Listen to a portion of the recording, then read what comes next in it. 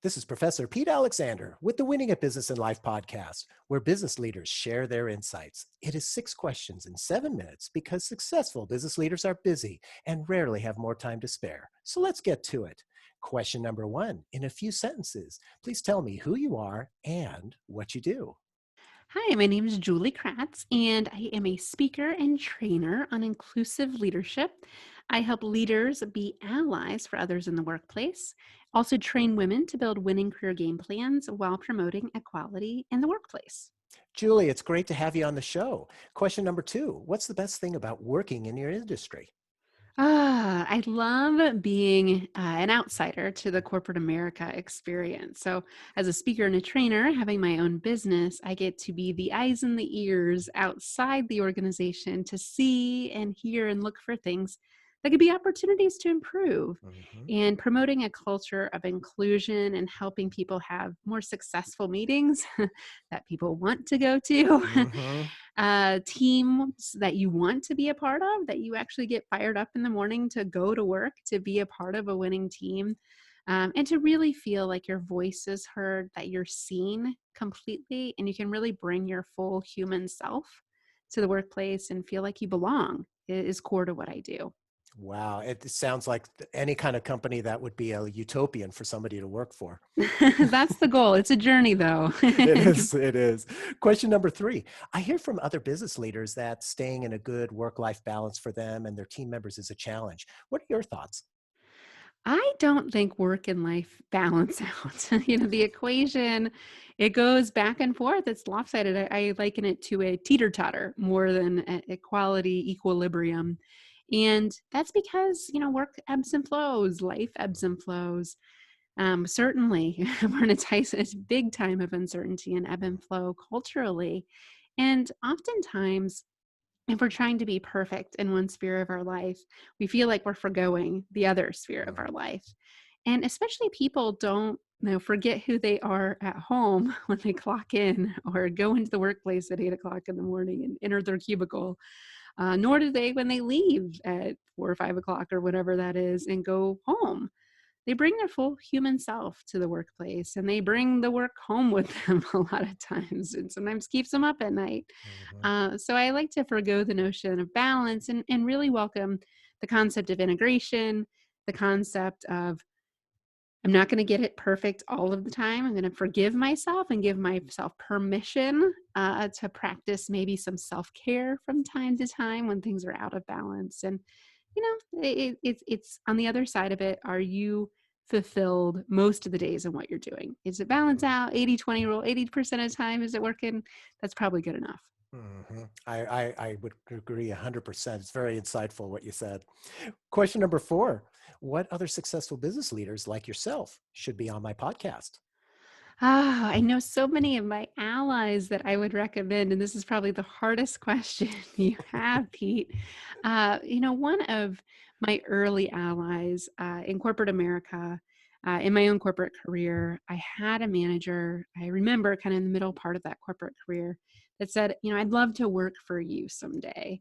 And those words really stuck with me. And he's still in it in the corporate scheme and still leading and doing really amazing things. And I think his vote of confidence in me and believing in me at that pivotal point in my career to grow my confidence just really, really continues to stay with me to today. And his name is Matt Young. I worked with him in a company called Caterpillar, and he's since now running logistics for another company, but really incredible guy. Great. I will reach out to him. Thank you for that referral. And question number 5. What insight or advice would you give to other business leaders? I say be who you are, be authentic.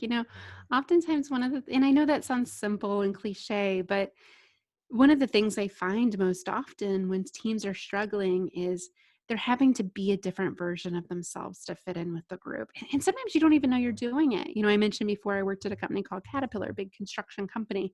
And as you can imagine, being a young, blonde, blue hair, blue-eyed woman, I wasn't exactly one of the guys. And I found myself after those 4 years, wearing steel-toed boots that were only in men's sizes, a coat that, was only available in men's sizes, khakis, polo. I mean, I looked very masculine and I wasn't really being my full self. That was a representation of I was covering, kind of filtering who I was. So for your listeners, I recommend like check in with yourself. Like, do you get to be who you are at work? And as a leader, do you give other people permission to be them full selves at work? Or are people hiding parts of their identity? Whether that's who their partner is outside of work, or whether that's their interests, their hobbies. What I've heard is with virtual workplaces, we've learned so much about people and their Yep. families and their pets. And suddenly we've seen their whole human selves. I've had people tell me, I didn't even know someone was married on my team until I saw him walk behind him in a Zoom call. That's unfortunate. Like, why have we not been bringing our full human selves to work? Why are we waiting for a crisis to be human? So be authentic, bring your full self. People will accept weaknesses, blemishes, mistakes, all that. It makes you human and actually makes you more endearing and more attractive as a Mm. leader. Very insightful. I couldn't agree with you more. I mean, it makes you real. It is what I'm hearing from Yeah. what you're describing. It's great.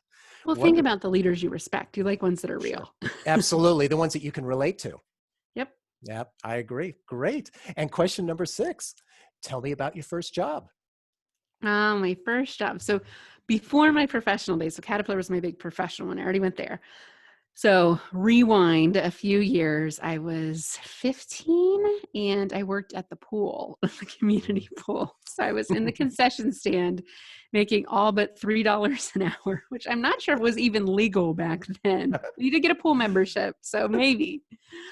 But I remember, having to use the pizza oven and count the cash and, the 25-cent candies and kids coming up with all their stacks of pennies, electrocuting myself with a popcorn machine one time. So just all sorts of fun things. But I will say that summer was one of the, when you look back at your childhood, one of the times when you learned the value of work. I mean, you got that paycheck and usually it was less than $100. Uh-huh. Put it in the bank.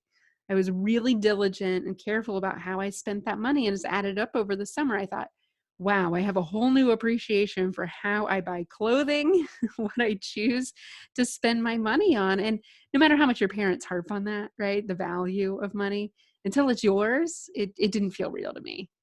Yeah, I'm the same way. I mean, and I remember the $3 an hour. In fact, even less. It was like ridiculous. But isn't it funny how we learn certain things from those first jobs, though?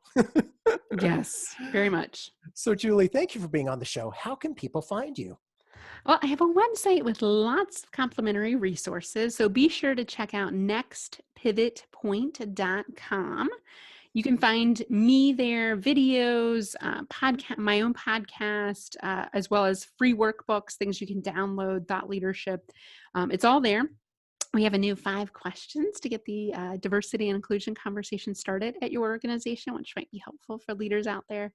And you can email me directly. I respond to every email I get personally, usually the same day, julie@nextpivotpoint.com. And I post daily on LinkedIn, Julie Kratz, Kratz. Perfect. So this is Professor Pete Alexander with the Winning at Business and Life podcast. For more insights and ideas, please go to LinkedIn, YouTube, Facebook, or iTunes and search for the Winning at Business and Life podcast. Thanks for listening.